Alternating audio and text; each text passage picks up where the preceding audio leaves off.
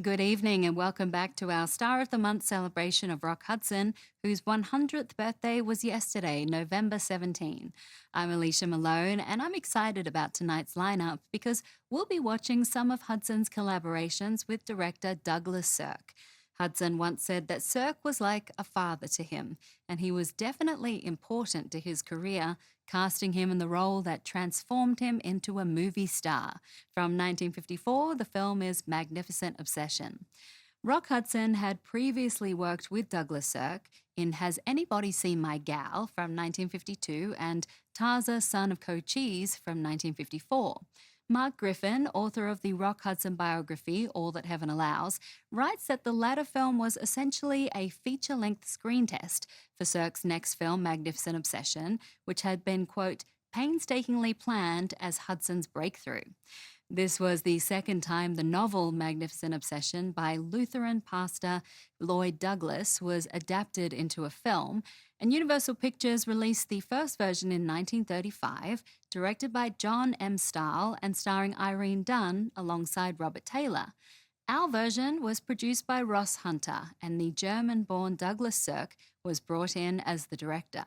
Sirk requested 6 weeks of rehearsal, mainly to help Hudson prepare, and he also wisely paired Hudson with veteran actress Jane Wyman.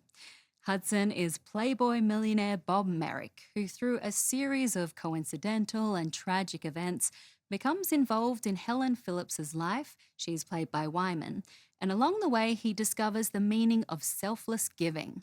With Barbara Rush and Agnes Moorehead, this is Magnificent Obsession.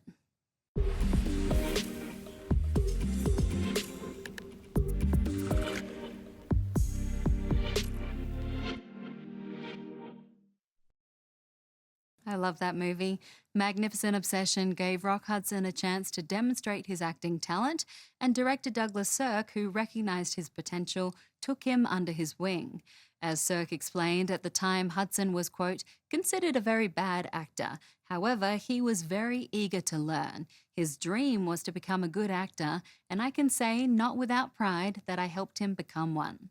Audiences embraced this sweet romance, and it became Hudson's breakthrough film, transforming him into a movie star. However, he almost missed the opportunity because just before filming started, Hudson was in an inner tube surfing the waves at Laguna Beach, California, when the swell took him and his tube, dumping him on the sand.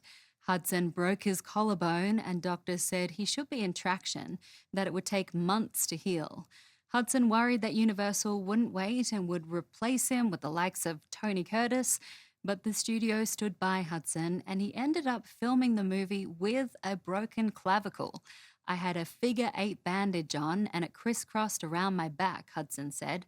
Poor Jane Wyman, we'd do these love scenes and the broken bone would creak and make her sick, but she kept right on. The team of producer Ross Hunter, director Douglas Sirk, Jane Wyman and Rock Hudson was so successful that they reteamed a year later for another Technicolor melodrama.